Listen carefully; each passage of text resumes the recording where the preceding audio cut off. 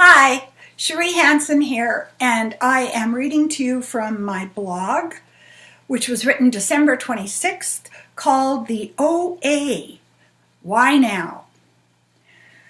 I finished watching the first series, the first season of The OA, and I was astounded about how creatives can pick up on a scent in the wind. Creative persons feel cultural shifts.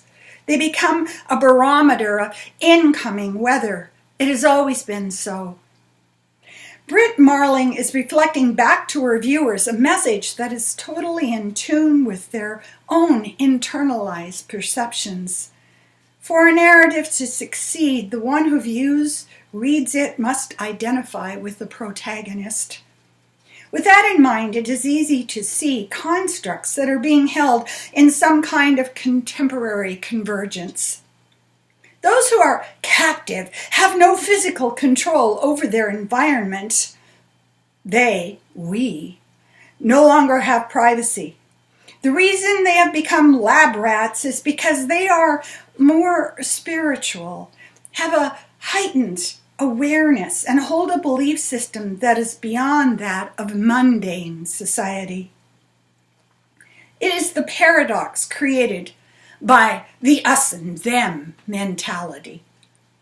So much of our current storytelling in books, in movies, and television shows is wound around the spinal truth that we have been misled. We, as a society, have believed in limitations, have lived in the idea of isolation, have been captive to concepts created by the old mode of thinking. The ego has laid a spike strip on the road. If an individual allows his or her beyond mundane experiences to be perceived by others, what will happen to him or her? We must be careful of growth. We must be careful of being seen. The two concepts that I see reflected in social media at the present time is that we are collectively captured by some manifested form of Dr. Hunter Hap. The glass cages are perfectly analogous to the screens on our social media. We can connect in limited ways.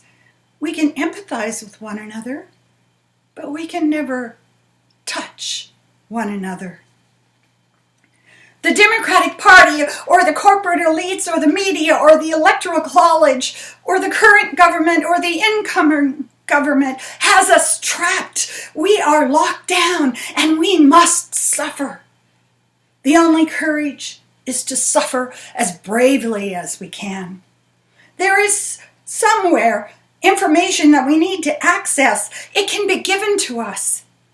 Issues of control are prevalent in our own lives. Issues of formulation of personal destiny are driving us. We feel that we are somehow between worlds. We are lost.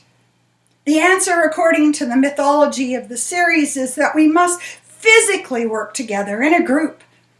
I thought about how much yoga informs the series. The belief systems that moving in a certain way opens us to universal source is patently a Western belief. Yoga as it is prevalent in European society is not the yoga that came from the East. We in the West hold the truth to be self-evident that we must pursue goals. We are only making progress if we are physically working at it. 5 people doing yoga moves at one time changes energy. We hold that as a group belief system. So, as I viewed the series, I thought about the despair I am seeing in so many. The sense of being captive in a scientific system that is transitioning to the early stages of an understanding of energy is being met by fear. Where are the old rules? How can I make correct choices if the tablet with the 10 Commandments has been exploded with a laser gun? Where do I belong in a world that is shifting so rapidly I can barely make out the new constructs as they shimmeringly appear before they disappear and something else is worshipped. We can no longer rely on a centralized concept to guide us, but we are drawn to what we are. We see popular culture reflected in the OA. We are captives. We are unable to get close to others. What we hold close as a belief may not be true, and may not be true for long. We are misunderstood. Only by taking certain prescribed physical actions and working with others will we find a way to hold power in this world.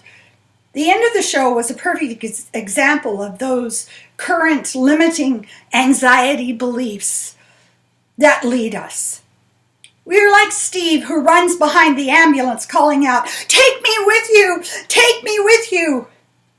We are desperate for surety, but caught in a world where there was only investigation.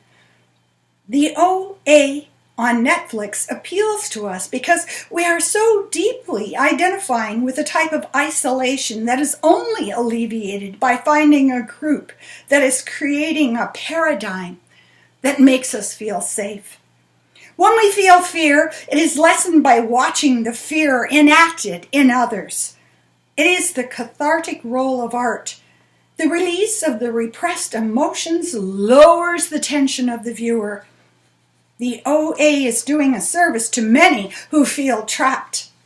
It is my belief that we will grow into an understanding that we, each one, can find connection.